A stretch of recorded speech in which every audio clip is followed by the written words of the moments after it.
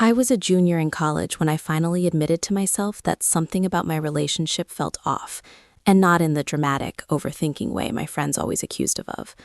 I was 20, living in a cramped off-campus apartment with two roommates, juggling classes, a part-time job at a coffee shop, and a boyfriend I thought I knew. His name was Ryan. We'd been together almost 2 years by then, which in college time felt like a lifetime. We'd survived freshman year dorm chaos, sophomore year stress, and all the dumb fights that came with growing up next to each other. He was supposed to be my safe place. Ryan wasn't some mysterious bad boy. That's part of why this took me so long to see. He was normal. Too normal. Business major, baseball cap, beat-up Honda Civic. The kind of guy professors liked and parents trusted immediately. He had this calm, easy way about him, like nothing ever rattled him. When I stressed about exams or money or my future, he'd pull me close and tell me everything would work out. I believed him because I wanted to. We didn't live together, but we might as well have. He slept over 4 or 5 nights a week. His toothbrush lived in our bathroom cup. His hoodie was permanently draped over my desk chair. My roommates joked that we were basically married. I laughed along, secretly loving the idea that we were that solid. The first crack didn't come from some dramatic discovery. It was small, almost stupid. Ryan started guarding his phone in a way he never had before. He'd flip it face down when it buzzed. He'd take calls in the hallway. If I reached for it to change the music in the car, he'd react just a second too fast, like a reflex. Every time I noticed, I told myself I was being paranoid.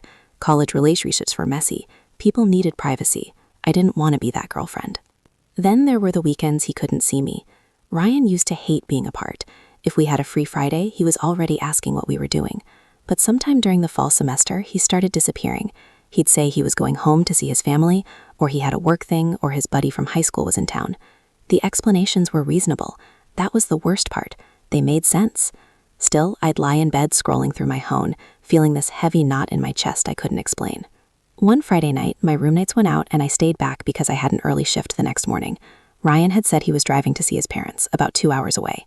We'd kissed goodbye in the parking lot and I'd watched his taillights disappear, telling myself to relax. Around midnight, my phone buzzed with a notification from Instagram. Someone I didn't follow had viewed my story. Her name was Emily. The profile picture was a smiling brunette, sitting in what looked like a stadium.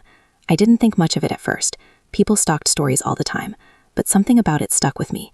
I clicked on her profile. She didn't have many posts, mostly pictures of food, sunsets, group shots with friends. Very normal, very curated. Then I saw him. It was a photo from 3 weeks earlier. Ryan was standing next to her, his arm wrapped around her waist in a way that made my stomach drop. Not a friendly arm, not a casual pose. His hand rested on her hip like it belonged there. The caption said something about a perfect weekend with a heart emoji. I stared at the screen so long my eyes started to burn. My brain kept trying to explain it away. Maybe she was a cousin, maybe an old friend, maybe I was misreading it. But I knew his posture. I knew that smile. It was the same one he gave me when he thought no one was watching. I didn't cry right away. I felt numb, like my body hadn't caught up to my thoughts yet. I scrolled further.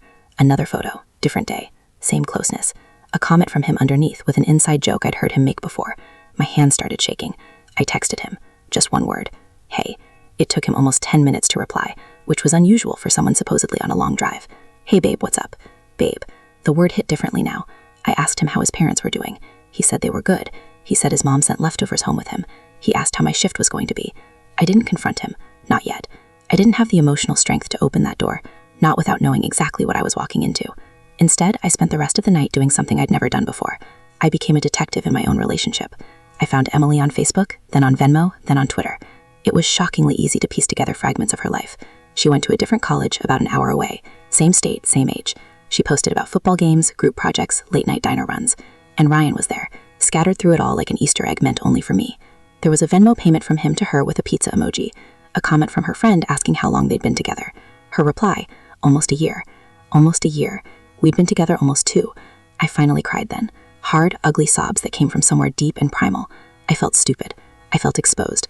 I felt like my entire sense of reality had been quietly rearranged without my consent. I kept thinking about all the times I'd defended him, all the times I'd brushed off doubts, all the nights I'd waited for him, trusting he'd show up when he said he would. The next morning, he came back into town like nothing had happened. He kissed my forehead. He complained about traffic. He asked if I wanted to grab lunch. I watched him move through my apartment, familiar and comfortable, and wondered how someone could carry 2 lives so easily. I didn't say anything yet. I needed to hear him lie to my face again before I could believe it was real. I spent the next few days walking around campus like I was underwater. Everything sounded muffled. Classes blurred together. Friends talked at me, not to me. Ryan texted like usual, sent memes, asked when he could come over.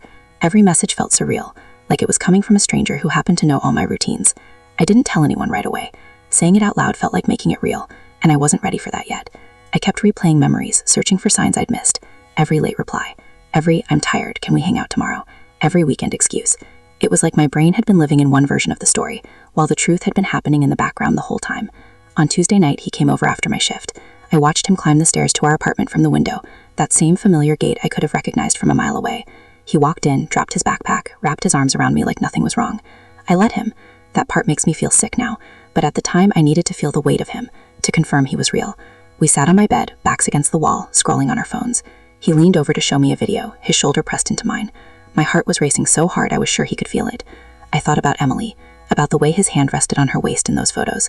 I wondered if he held her like this too, if he told her the same dumb jokes, if she thought she knew him the way I did.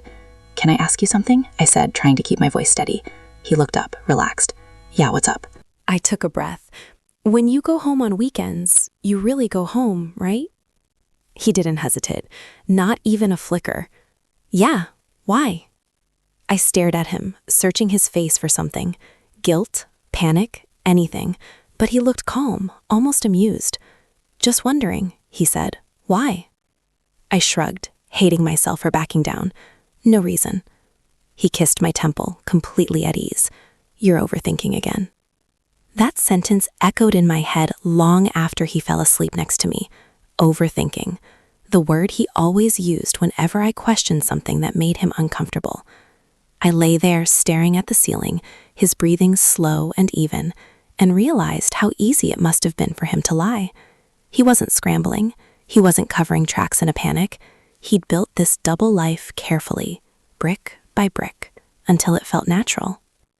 The next day, I finally told my roommate, Jess. We were sitting at the kitchen table, textbooks spread out, pretending to study. I slid my phone across the table without saying anything. She scrolled, her eyebrows knitting together, her mouth slowly falling open. "Oh my God," she whispered. I nodded, my throat tight. I think she's his girlfriend too." Jess looked at me like I'd been hit by a car. "Think?" she said. "This isn't thinking. This is real." Hearing someone else say it broke something in me. I started crying again, quietly this time, tears dripping onto my notes. Jess got up, wrapped her arms around me, and didn't say anything for a long time. "What are you going to do?" she asked eventually. "I don't know," I admitted. "I need proof, like real proof, not just social media." Jess tilted her head. "What kind of proof?" I swallowed. "I want to see her, or at least hear him admit it." That was when the plan started forming, half out of desperation, half out of rage. I didn't want a confrontation fueled by screenshots he could explain away. I wanted the truth to come out of his mouth. I wanted to watch him try to talk his way out of it. That Friday, Ryan told me he couldn't hang out because he was going home again. Same story, same casual tone. I said okay, told him to drive safe, added a heart like I always did. Then I opened Emily's Instagram. She'd posted a story an hour earlier, a picture of a highway captioned, "On the road," with a music sticker. I stared at it until my hands went cold. That same stretch of road was the one Ryan always took when he said he was visiting his parents. I didn't tell Jess where I was going. I didn't tell anyone. I grabbed my keys, got in my car, and started driving. My heart pounded the entire way, my mind racing with what ifs. What if I was wrong? What if I was about to humiliate myself for nothing? What if I was right? I parked across the street from the address I'd found through a combination of public records and sheer obsession. A small apartment complex near her campus. My hands were shaking so badly I had to sit on them. Then I saw his car, the familiar dent on the rear bumper, the faded parking sticker from our campus still on the windshield. There was no explaining that away. I sat there for almost 20 minutes, watching the building like it might disappear if I blinked. Finally, I got out of the car and walked up the stairs, each step feeling heavier than the last. I knocked before I could talk myself out of it. Emily opened the door. She looked at me with confusion at first, then recognition. I could see it click in her eyes as she took me in, the way you realize you've seen someone before without knowing where. "Hi," I said, my voice barely steady. I'm Ryan's girlfriend." Her face drained of color. "No," she said immediately. "You're not." I swallowed hard. I think I am, or at least I was. Behind her, I heard movement, footsteps. Then Ryan appeared in the doorway. The look on his face is burned into my memory. Shock, fear, something like admiration twisted with dread, like he couldn't believe this was finally happening. "Hey," he said, too softly. "What are you doing here?" I laughed, a sharp, broken sound. "I think that's my question." Emily turned to him, her voice shaking. "Who is she?" He opened his mouth, closed it, ran a hand through his hair. The silence stretched, thick and unbearable. "Ryan," I said, "tell her." He looked at me, then at her, and for the first time since I'd known him, he looked small. He didn't answer right away. He just stood there, half in the doorway, like his body was trying to decide which side to fall on. Emily's apartment smelled like vanilla candles and takeout. There was a framed photo on the wall behind her of the two of them at what looked like a fall festival, her head tucked under his chin. I recognized the jacket he was wearing in the picture. I'd bought it for him last Christmas. "Ryan," Emily said again, louder now. "Who is she?" I felt strangely calm in that moment, like I'd stepped outside myself. My heart wasn't racing anymore. Everything slowed down, sharpened. I noticed the chipped paint on the doorframe, the way Emily's hands were clenched into fists at her sides, the way Ryan couldn't look either of us in the eye. "I'm his girlfriend," I said, before he could. "We go to the same college. We've been together almost 2 years. Emily laughed once, short and disbelieving. "That's not funny." "I know," I said. "I'm not joking." Ryan finally spoke. Can we talk inside?" Emily spun on him. "No, you don't get to control this. Answer me, right now." He exhaled, long and shaky, like the air had been punched out of him. "I didn't mean for it to happen like this." That was his confession. Not an apology, not a denial. That one sentence told us everything. Emily took a step back as if he'd physically pushed her. "How long?" she asked. He hesitated again, and I hated him for it. I hated the way he was still trying to manage the damage, still calculating. "Almost a year," he said quietly. Emily's face crumbled. She pressed a hand to her mouth, shaking her head over and over. "You told me you never had a serious girlfriend before me." He looked at the floor. "I know."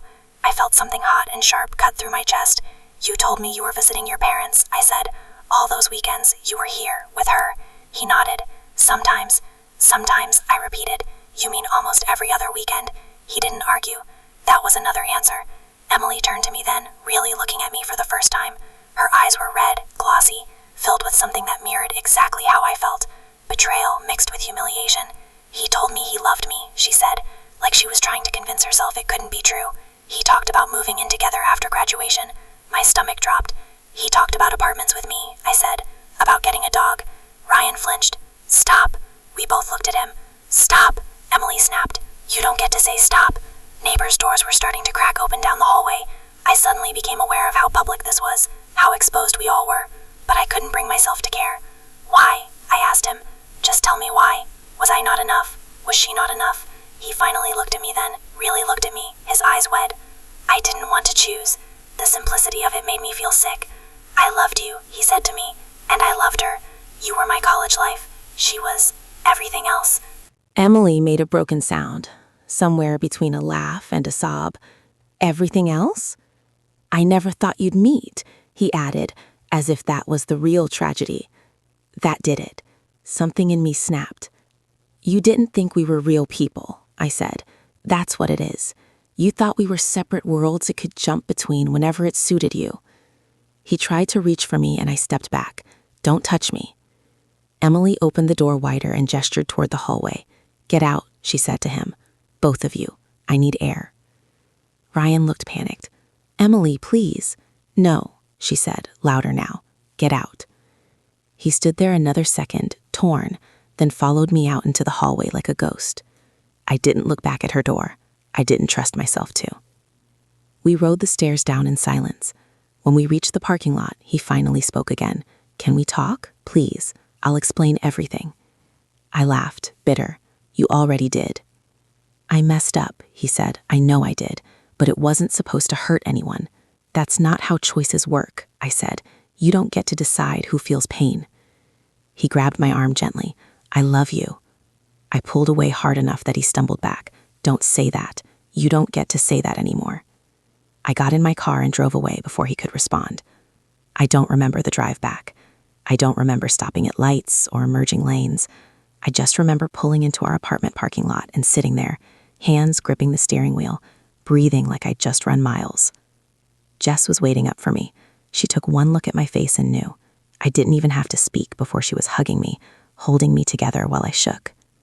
The fallout came fast after that. Ryan texted nonstop. Apologies, explanations, long messages about confusion and fear and loving too much. I didn't reply. Emily found me on Instagram and sent a message that just said, "I'm so sorry." I stared at it for a long time before typing back, "Me too." Classes became a blur of whispered conversations and people looking at me with pity once the story spread. Ryan tried to corner me outside my lecture hall one afternoon, his eyes red, his voice desperate. I walked past him like he wasn't there. At night, though, everything hit harder. I lay awake replaying memories, wondering which moments had been real and which had been borrowed. I thought about Emily, alone in her apartment, probably doing the same thing. We were strangers connected by the same lie.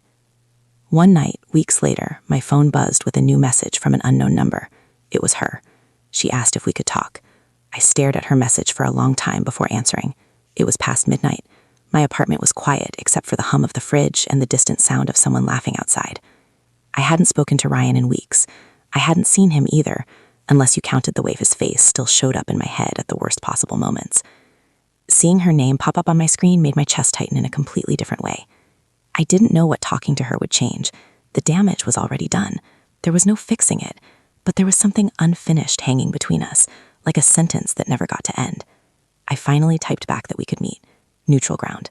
A coffee shop halfway between our campuses. When I walked in the next afternoon, I recognized her immediately. She was sitting by the window, hands wrapped around a paper cup, staring outside like she was bracing herself. She looked smaller than she had that night in the doorway, less certain.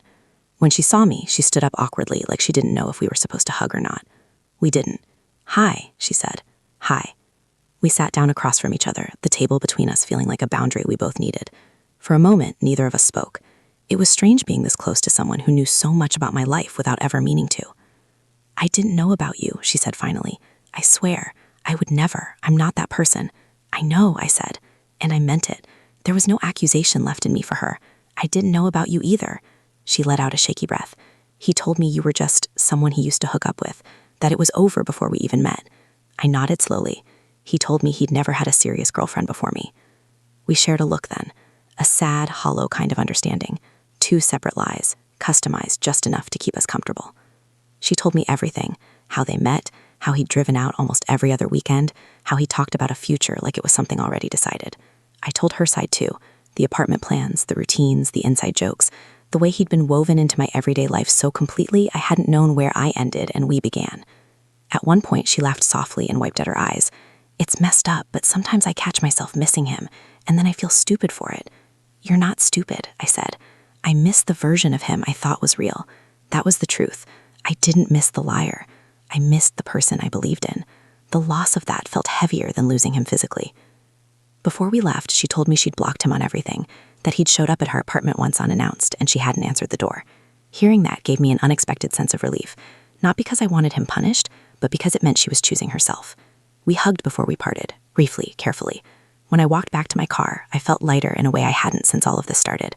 Not healed, but no longer alone inside it. Ryan tried one last time a few days later. He left a handwritten note under my windshield wiper while I was in class. Seeing his handwriting made my stomach flip. He wrote about regret, about fear, about how he'd never meant to lose me. He asked if we could talk, really talk, like adults. I threw the note away without replying. That was when I realized something important. Closure doesn't always come from a conversation. Sometimes it comes from deciding you're done letting someone explain themselves.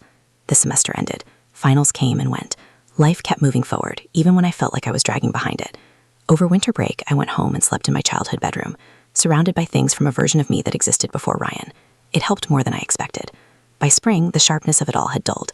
It still hurt, but it didn't consume me anymore. I started noticing other things again. Friends, music, the way the air felt warmer as the days got longer. I went on a few dates, nothing serious, just reminders that the world hadn't ended. Sometimes I still think about how easily he lived two lives, how convincing he was, how close I came to never knowing. That's the part that stays with me the most. Not the cheating itself, but how quietly it happened, how normal everything looked from the outside. I don't hate him. I don't love him either. He's just someone who was important to me once and then wasn't. Someone who taught me, without meaning to, that trust isn't about how long you've known someone or how many memories you share. It's about consistency, about choices that line up even when no one is watching.